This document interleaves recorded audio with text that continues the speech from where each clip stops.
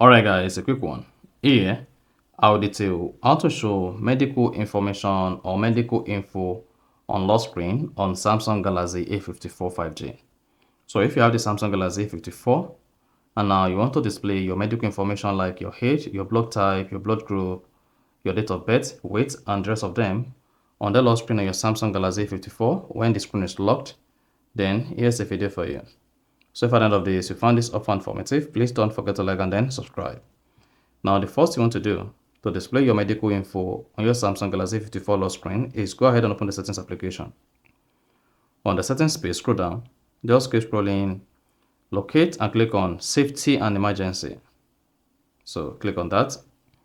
Once you selected safety and emergency, click on medical info. Now go ahead and fill up this page. Want to fill? If show on lock screen is disabled, just go ahead and enable this. And then with that, each time your Samsung phone A54 5G screen is locked, then your medical information is going to display on it. Show on lock screen, and then you're good. So that's exactly how to show or display medical info on lock screen on Samsung A54 5G.